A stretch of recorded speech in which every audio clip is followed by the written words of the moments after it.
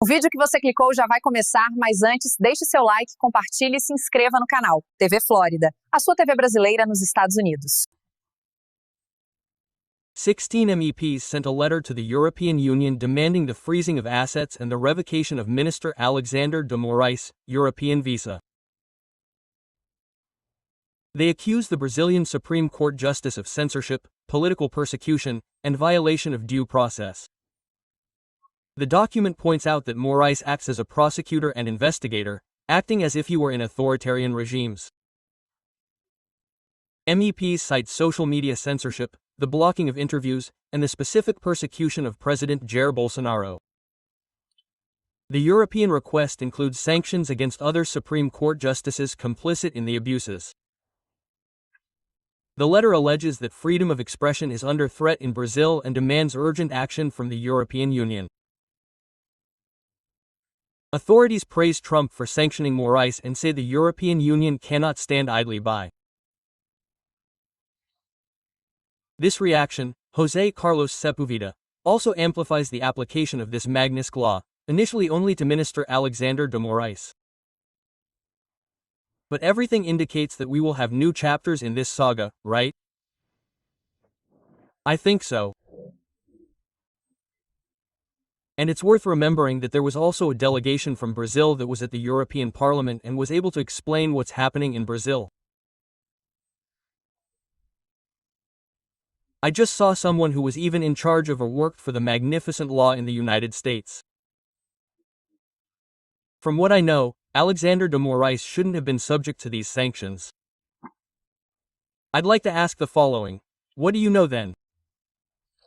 Because talking like that is unacceptable.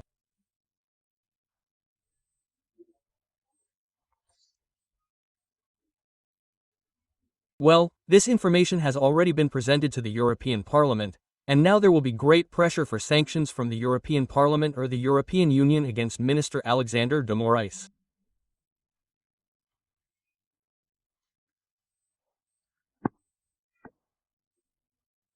I also wanted to make a point here. Many people are saying the following: no, but could he leave the Supreme Court and be an ambassador somewhere in Europe? No, he can't. Someone sanctioned by the magnificent law has the right to be an ambassador in a European country. I don't think any European country would grant permission to someone like that. So, I think the pressure will start to mount. It's worth remembering that, well, this isn't directly related to the Alexander Moraes case, but Lula was hoping for support from the European Union in his tariff fight against the United States and saw that support crumble, right, over the weekend.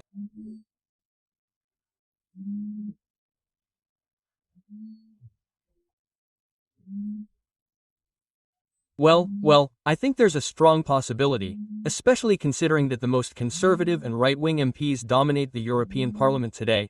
I think there's a chance something will come out of the European Union.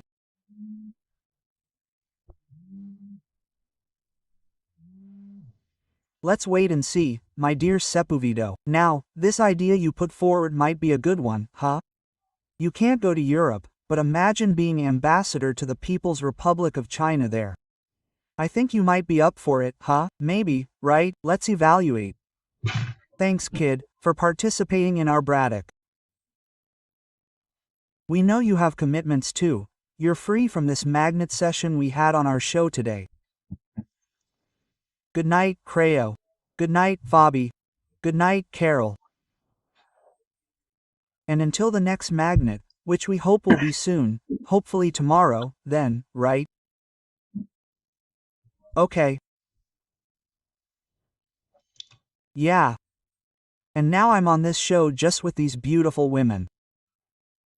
There are people commenting here in the chat, and when they start talking, they look at you, people look at you and pay no attention to anything else. So, recommendation, serious recommendation, they are very beautiful. So, when they start talking, close your eyes, pay attention, then you won't be affected, you'll acquire content, and it won't interfere with your senses. That's the tip. So, I, as the only hideously ugly person here on this page, decree this determination by the supreme powers granted to me. And let's go, huh? Let's go, because I'm going to ask for a poll in the chat for this one. Let's go. Do you think Lula is 20 times better than Bolsonaro? I'll say it again. Answer here in the chat. Lula is 20 times better than Bolsonaro. Yeah, Lula said that today, right? He said in an interview with the New York Times that Trump is trying to intimidate the nation of 200 million Brazilians and asserted that seriousness doesn't require subservience. He wants to be treated with respect. And that's why he declared he's 20 times better than Bolsonaro and that Trump doesn't know him. Go get a hold of Lula, then. Poor guy. Lula criticized Trump for ignoring the Brazilian government's offers to talk.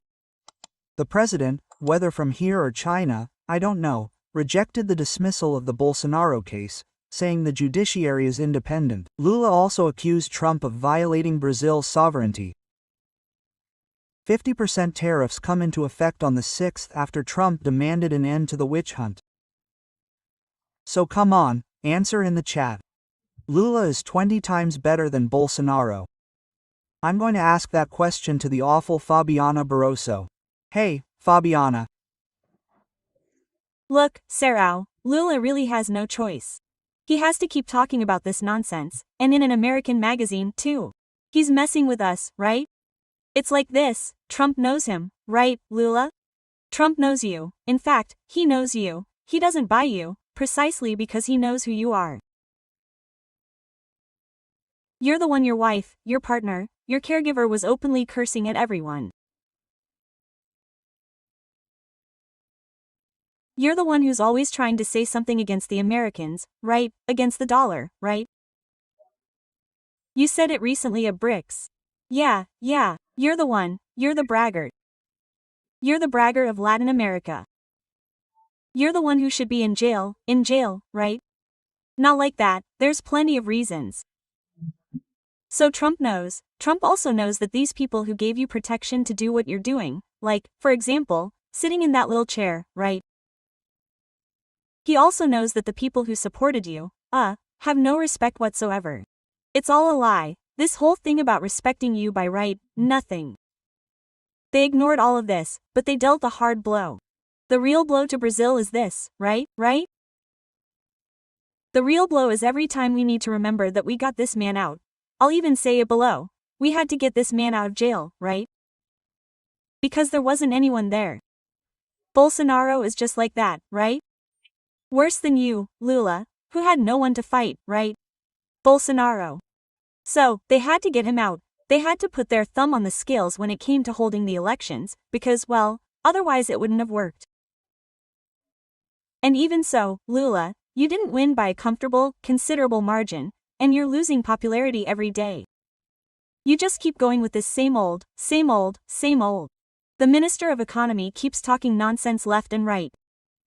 Instead of focusing on the horrors he's doing, he just keeps attacking Tarcísio because he thinks he wants to be governor here, in Sao Paulo. We won't let him.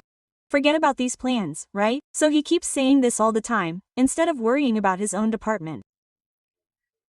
We have Mauro Vieira, who tripped up Marco Rubio and is now saying this and that at the top of his voice. It wasn't like that at all. The strategy was completely American. I'm ashamed. Is also speaking along with part of the press, saying, wow, we negotiated. So I spoke with my friends, my colleagues at the Supreme Federal Court. That's right, okay?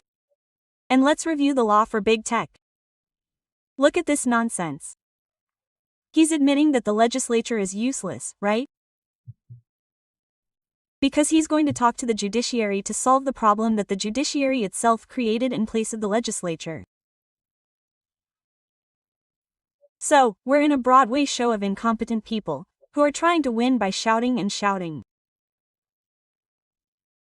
And this gentleman there, Lula, has no voice anymore. He doesn't even please the European Union, right? Your CPUV just said it, right? There won't be anyone, folks, there's no position for ambassador, for these ministers in Europe. And there's no longer any free pass for Lula, because Lula managed to irritate even Macron because of Zelensky, that fight there.